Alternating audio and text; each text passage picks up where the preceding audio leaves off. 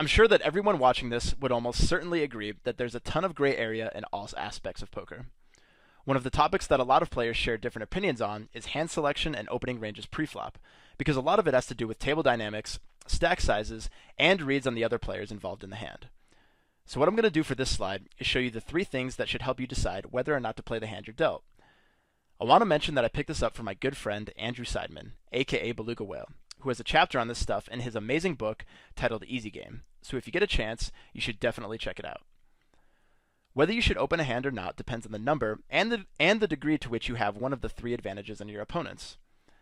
The first advantage is card advantage, and it's the most basic way to acquire equity out of the three, because if you have one of the ultra premium hands, like Ace Ace Jack 10 double suited, we're going to be in the pot regardless of how bad our position is or how skilled the other players in the hand are.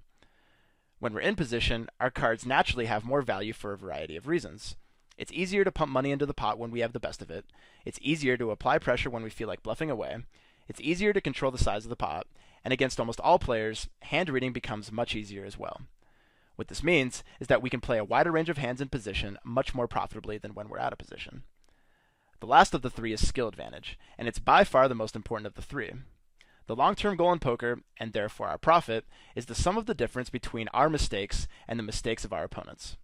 Against weak players, the value of our hand goes up, because not only will they naturally be making more mistakes because they suck, we can also take lines that force them to make even more mistakes than they normally would. By now you might be thinking, okay, this makes a lot of sense, but how can I use it to make me more money at the tables? Good question. See, the key is to internalize these, and then get in the habit of weighing their importance and relevancy against one another. Before you decide to play a hand, get in the habit of making an honest and objective assessment about where the value in your hand is going to come from. Literally, stop and ask yourself, how am I going to make money with this hand? Will it be from outplaying in postflop? Will it be because my hand is so strong that it doesn't matter? How many players are going to be in the pot if I raise? For example, if you're in position against a weak player, you don't need hardly any type of card advantage to play profitably, because he'll be making so many mistakes to compensate for the lost card advantage. On the other hand, if you're out of position against a solid aggressive opponent, you're going to need stronger cards to compensate for being out of position.